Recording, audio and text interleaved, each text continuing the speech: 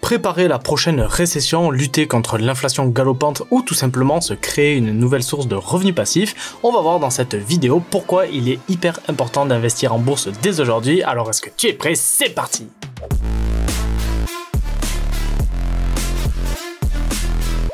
Allez, on va attaquer tout de suite en voyant pourquoi il faut investir en bourse. Donc dans cette vidéo, je vais te présenter 3 points qui sont hyper simples et qui vont radicalement changer ta vie. Si jamais tu as des questions, tu n'hésites pas, surtout tu me les mets en commentaire et je t'y répondrai de suite. Et si jamais tu veux plus de détails sur comment investir en bourse, eh bien je te mettrai en description le lien vers une grosse vidéo que j'ai fait pour les débutants et tu verras que investir en bourse est vraiment très simple. Allez, on va attaquer avec le tout premier point qui est pourquoi investir en bourse. Donc le premier pourquoi, ça va être tout simplement pour pouvoir te protéger contre l'inflation. On entend beaucoup parler de l'inflation en ce moment, elle est à des taux records. Donc la première des choses, ça va être de se protéger contre l'inflation. La deuxième, ça va être d'utiliser les intérêts composés. Alors les intérêts composés, tu verras que quand tu vas comprendre ce que c'est et comment ça marche, tu vas totalement péter un câble et ta vision de la finance va totalement changer. Et le troisième point, ça va être de te créer une source de revenus passifs parce que c'est pour moi l'avenir, c'est de te créer ta retraite, ça va être de te créer un petit plus tous les mois pour pouvoir profiter et ça passe par la création de revenus passifs. Allez, on va parler du premier sujet, ça va être de se protéger contre l'inflation. Alors avant de vouloir se protéger de l'inflation, il va falloir que l'on définisse ce qu'est l'inflation. Alors l'inflation, c'est l'augmentation du coût de la vie, c'est-à-dire la baisse de ton pouvoir d'achat. Si c'est pas très clair, je vais te donner un exemple, tu vas voir, ce sera beaucoup plus concret. Imagine-toi que dans les années 2000, le prix d'une baguette était de 60 centimes et que ton salaire, le salaire minimum, le SMIC par exemple, il était de 1200 €. Aujourd'hui, en 2023, le prix d'une baguette, il a augmenté, il est passé à 1,20 €, c'est-à-dire qu'il a doublé, et ton salaire lui aussi a augmenté et il est passé à 2400 €, c'est-à-dire que lui aussi a doublé. Et bien tu vois que dans cette configuration, c'est une bonne chose parce que tu ne verras pas l'inflation, tout simplement parce que ton salaire a fait x2 et les prix ont fait x2, donc il n'y a rien de très choquant. Par contre, maintenant, si en 2023, ton salaire il est seulement de 2040 €, et bien tu vois qu'il a été augmenté seulement par 1,7, ce qui est une mauvaise chose. Ça veut dire que les prix augmentent plus vite que ton salaire et c'est-à-dire que ça va te faire baisser ton pouvoir d'achat. Si je peux te donner un autre exemple, imagine-toi qu'en 2000, avec tes 1200 € de salaire et le prix de la baguette qui était à seulement 60 centimes, eh bien tu pouvais acheter 2000 baguettes tous les mois. Admettons que tu ne manges que des baguettes, tu ne fais que ça et tu vis pour la baguette, tu pouvais acheter 2000 baguettes. Par contre, en 2023, tu as ton salaire qui a augmenté, il est à 2040 €. Par contre, le prix de la baguette aussi a augmenté à 1,20 €. Et là, par contre, si tu divises tout ça, eh bien avec ton salaire, tu peux acheter seulement 1700 baguettes. Ça veut dire que en fait, tu as un pouvoir d'achat qui est vachement plus bas et ça, c'est ce que l'on appelle l'inflation. Donc là, j'espère que tu as compris comment ça fonctionnait l'inflation. C'est tout simplement la baisse de ton pouvoir d'achat. Lorsque tu as les prix qui augmentent plus vite que ton salaire, eh bien en fait, tu peux juste acheter moins de choses et pour pouvoir contrer cette fameuse inflation, il va falloir que l'on fasse quelque chose. Ça va être d'investir notre argent et surtout de ne pas le laisser sur notre compte en banque. Alors pourquoi? Imagine que tu as 10 000 €, que ces 10 000 € tu veuilles acheter un téléphone avec qui coûte 100 €. Ça veut dire que tu vas pouvoir t'acheter 100 téléphones. On est d'accord. Maintenant, si tes 10 000 €, tu les mets sur ton compte bancaire, sur ton livret A qui est à 3%, sur ton compte bancaire, tu verras que tu trouveras 10 300 €. Donc tu auras touché des intérêts. Si tu ne sais pas ce que c'est un intérêt, je te mets une vidéo dans la description, tu vas pouvoir comprendre. Mais en gros, sur ton compte, tu auras 10 300 €. Par contre, vu que tu as touché des intérêts et que tu auras attendu, l'inflation, elle sera passée par là. Actuellement, elle est autour des 6%. Ça veut dire que ton téléphone, son prix, il va augmenter et plutôt que de coûter 100 €, eh bien, il va coûter 106 €. Et tu vois qu'on est dans la même configuration qu'avec nos baguettes tout à l'heure. Tu auras beaucoup plus d'argent à dépenser, donc tu auras 300 € de plus à dépenser. Par contre, le téléphone coûte plus cher, donc tu ne pourras en acheter que 97. Donc ça, c'est des règles mathématiques, c'est vraiment des choses qui sont simples à comprendre. Et c'est ça, vraiment, l'inflation, c'est le fait que tu vas pouvoir acheter beaucoup moins de choses et c'est la perte de ton pouvoir d'achat. Alors maintenant que tu as compris ce qu'était l'inflation et qu'il fallait éviter de laisser le maximum d'argent sur ton compte en banque parce que avec l'inflation, eh bien en fait, c'est de l'argent qu'ils font petit à petit, on va voir comment faire pour pouvoir faire jouer les intérêts composés. Pour faire jouer nos intérêts composés, maintenant, il va falloir que l'on définisse définisse ce qu'est un intérêt composé et pour ça, il va falloir comprendre un intérêt simple. Alors, je pense que tout le monde le sait, mais on va faire un petit exemple. Imagine que tu as 10 000 euros. Ces 10 000 euros, tu les mets sur ton livret A comme on a vu tout à l'heure. Ça veut dire que tu vas gagner 300 euros et à la fin de l'année 1, tu auras 10 300 euros sur ton livret. Là, tu auras deux solutions qui se présentent à toi. La première, ça va être de retirer ces 300 euros pour faire des loisirs, pour aller au resto et faire ce que tu veux. Ce qui veut dire que tu auras 10 000 euros de nouveau sur ton livret et au bout de l'année 2, tu vas les laisser dessus sur ton livret A, tu vas retoucher 300 euros, tu vas à la fin de l'année numéro 2 avoir 10 300 euros, tu pourras les retirer, etc., etc. Donc ça, ce sont les intérêts.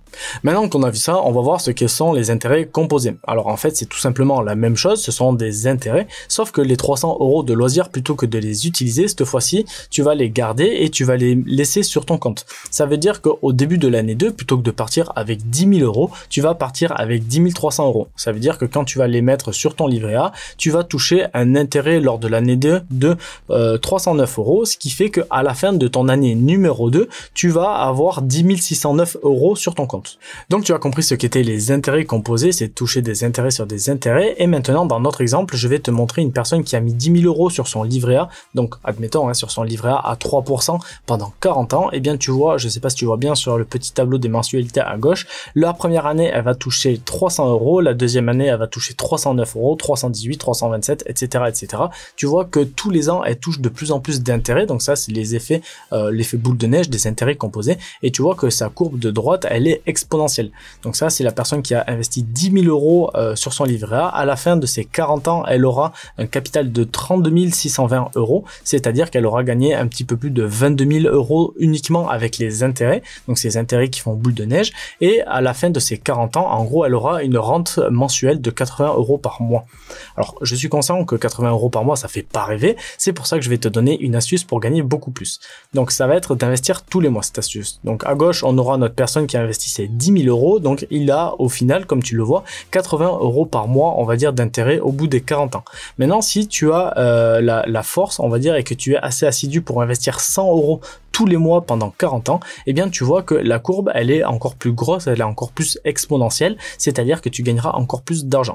Donc si tu fais ça, tu auras investi 58 000 euros au bout de tes 40 ans, c'est-à-dire que tu auras un capital final de 124 000 euros et tu vois que au niveau des intérêts gagnés, tu en toucheras beaucoup plus parce que tu es à 66 339 euros d'intérêts gagnés. Et ce qui nous intéresse réellement, c'est la ligne qui suit juste après. Au bout de tes 40 ans, en faisant ça, eh bien tu auras une rente de 305 euros par mois. Donc ça veut dire que pour ta retraite, en gros, si à partir d'aujourd'hui, tu investis 100 euros à un taux de 3% tous les mois en étant assidu et en ne loupant aucune mensualité, eh bien dans 40 ans, tu auras une rente qui va tomber tous les mois de 300 euros. Alors cette stratégie, ça s'appelle la stratégie du DCA, du Dollar Cost Averaging. En gros, c'est une stratégie de bourse qui dit d'investir tous les mois, quel que soit le cours de l'action, au même moment pour pouvoir avoir une performance qui est une moyenne, en gros, si tu veux, qui est relativement linéaire.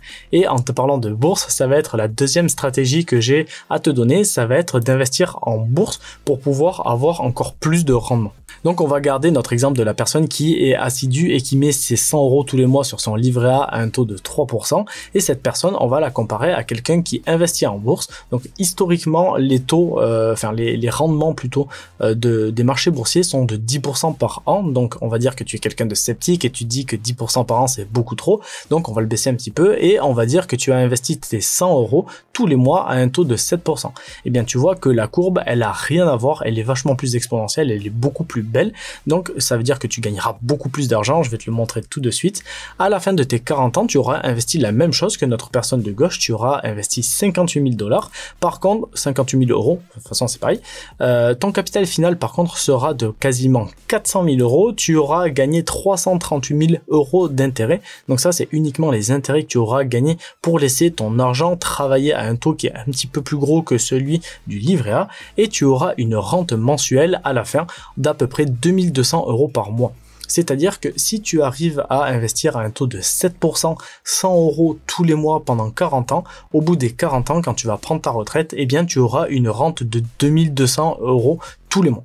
Alors j'espère que j'ai aiguisé ta curiosité, je pourrais faire beaucoup d'exemples en te disant que tu peux investir 100 euros par mois, 200 euros par mois, 500 euros par mois à 6, 7, 8, 10, 15%. Ça, je te laisserai faire tes calculs et pour ça, on va voir comment est-ce qu'on va calculer les intérêts composés. Eh bien, tout simplement grâce à cette formule. Mais ne t'inquiète pas, nous, on va pas faire cette formule exactement. On va passer et on va être beaucoup plus intelligent par un site qui est dédié aux intérêts composés. Pour ça, tu auras juste à aller sur Google, tu tapes intérêts composés, tu vas sur le premier lien, tu vas arriver sur cette calculatrice qui est vraiment super bien faite. Elle va te demander plusieurs points, il va te demander combien tu veux investir au départ, combien tu veux investir tous les mois, toutes les semaines, etc. À quel taux, pendant combien de temps, et en fait ça va te donner plusieurs choses. Ça va te donner le tableau des mensualités que je t'ai montré tout à l'heure, ou alors ça va te donner ce genre de graphique. Bien, maintenant que tu as compris nos fameux intérêts composés, que tu sais les calculer, on va voir comment se créer une source de revenus passifs. Alors pour pouvoir se créer une source de revenus passifs en bourse, tu auras deux méthodes. La première, ça va être la règle des 4%, c'est-à-dire que tu vas pouvoir retirer un maximum de 4% de ton capital global tous les ans pour pouvoir vivre en fait tout simplement avec ces actions que tu vends, etc. Et la deuxième, ça va être de toucher des dividendes et en gros tu vas toucher des dividendes et en fonction du rendement de chacune de ces dividendes, tu vas pouvoir vivre de la bourse. Alors pour rentrer un petit peu plus dans les détails, avec la règle des 4%, notre ami Michel, s'il veut gagner ces fameux 1000 euros par mois de revenus passifs, eh bien il sera obligé d'avoir un capital investi d'à peu près 300 000 euros en bourse. C'est-à-dire que ces 4%, ces 1000 euros par mois, pardon, ça représente 12 000 euros par an, et ces 12 000 euros par an, ça représente 4% de ton capital de 300 000 euros. Donc là, j'ai pris un exemple hyper simple où j'ai pas pris en compte ni les impôts ni l'inflation, mais en gros, voilà. Plus ou moins la règle des 4%, c'est comme ça qu'elle fonctionne. Bien, maintenant que tu as compris ça, on va voir qu'est-ce que c'est les dividendes et comment en vivre. Alors un dividende, c'est quoi? C'est tout simplement la part des bénéfices qui est attribuée à chaque actionnaire. Alors ne t'inquiète pas, dit comme ça, c'est un petit peu flou, mais je vais t'expliquer. Imagine-toi une société qui a une capitalisation de 1200 euros. Si cette société, on la divise en 12, eh bien, pour atteindre nos 1200 euros, ça veut dire que chaque part de société coûte 100 euros. Si cette société, elle a besoin de 300 euros, on va dire, pour acheter des machines, pour évoluer, pour faire plein de choses, eh bien, elle peut décider de vendre 3 parts de sa société. Notre ami Michel, qui est un investisseur, il a entendu parler de cette société qui veut vendre tout simplement ses actions, eh bien, il veut investir. Donc, ce qu'il va faire, c'est qu'il va donner 300 euros à la société et la société va lui donner 3 actions. C'est-à-dire que Michel va devenir un actionnaire, il va détenir des titres de propriété, et il va devenir tout simplement actionnaire de 3 actions de notre société. Et maintenant, imaginons que la société, elle ait fait 120 euros de bénéfices à l'année. Eh bien, ce qui va se passer, c'est que tous ces bénéfices qui vont rester, on va les redonner aux actionnaires, c'est-à-dire que on va diviser les bénéfices par le nombre d'actions, donc c'est-à-dire par 12, et ça veut dire que chaque personne qui a une action recevra 10 euros. Et vu que notre ami Michel, il est titulaire de 3 actions, eh bien, la société va devoir donner à Michel un dividende de 30 euros. Donc j'espère que tu as compris ce qu'étaient les dividendes et comment ça fonctionnait. Tu vois que c'est pas très compliqué. En gros, pour te faire le schéma, Michel, il a acheté 3 actions de la société à 300 euros et lorsque la société a fait des bénéfices, eh bien elle lui a reversé une partie de ses bénéfices, donc en l'occurrence dans notre exemple 30 euros. Et ça, tu vois que du coup notre ami Michel, il a eu un rendement de 10% sur son investissement.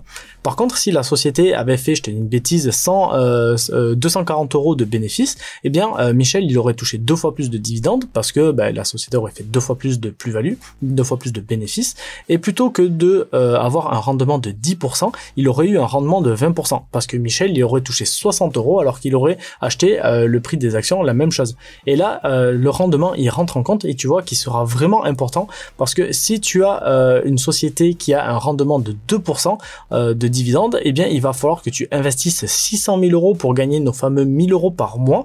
Si tu investis dans une société qui a 4% de rendement en dividende, eh bien, il te faudra investir 300 000 euros. Et si tu investis dans une société qui a un rendement de dividende de 6%, eh bien, il va falloir investir, entre guillemets, seulement 200 000 euros. Après, par contre, je fais une petite parenthèse, il ne faut pas investir, en tout cas c'est mon avis personnel, uniquement sur des sociétés qui ont des gros rendements à dividendes parce que ça peut cacher des choses.